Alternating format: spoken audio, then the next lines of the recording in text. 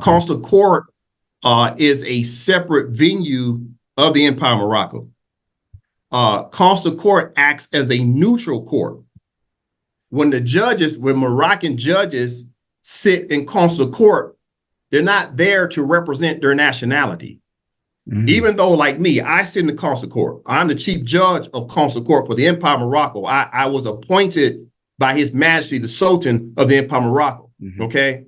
But when I sit in consular court, it's not about my nationality anymore. I must be a neutral judge. My job is to take a look at the statutes of the consular court, right, which is the statutes, which are laws of consular court, and take a look at the rules of the consular court. So I have to maintain both the statutes with the law of the court and the rules of the court, right? It binds me to perform my duties according to rules and laws of the court. And in that capacity, I am a neutral judge. I'm not Moroccan. I'm not American. I'm not German. I'm not French. I'm just a neutral judge. However, in order to be qualified to sit in the seat or sit on the bench of consular court, it must be a Moor, i.e. a Moroccan. Okay. All right. So that's what consular court is all about: settling disputes peacefully, right, from a impartial court. And that's why the consular court was established in the first place, because the consular court is not the supreme court of the Empire of Morocco. The supreme court of the Empire of Morocco is what you call a domestic internal court. Consular court is a totally separate venue, right? So if this is Supreme Court of the Empire of Morocco, then consular court would be up here. It would be in a higher ipso jure court, a compulsory court for two parts. Say this is United States of America, and this is the Empire of Morocco, two states. Well, consular court would sit right here in the middle, up top.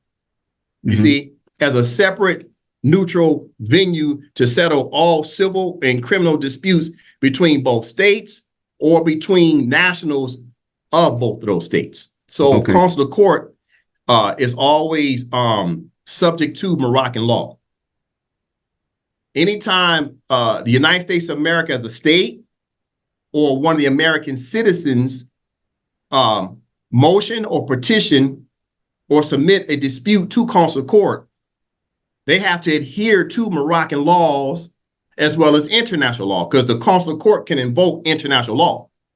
Because any laws that the Empire of Morocco has become a party to, such as the Charter of the United Nations, international law, or any Moroccan law, such as all the treaties are based in Moroccan law. So the Treaty of Peace and Friendship, 1787 and 1836, is based in Moroccan law. The Multilateral Treaty of Madrid of 1880 is based in Moroccan law. The Multilateral Treaty of the Act d'Alger is based in Moroccan law. So anytime any parties come to consular court is only using Moroccan law. So let's say the United States of America has a dispute with the Empire of Morocco or a Moroccan. When they get to consular court, guess what? The only thing they can invoke? Only Moroccan law or international law. That's it. They cannot invoke American laws. Their codes and statutes are null and void when it comes to the consular court. And consular court is binding in terms of Moroccan law. It's only about Moroccan law, nothing else. Obviously, international law, but international law is applicable only to settle disputes between two states, because in the absence of Moroccan law, you can always fall back on international law to settle disputes as well, you see? So in the absence of Moroccan law, international law acts like almost like a safety net to cover any voids that the Empire of Morocco doesn't have in terms of laws on its books.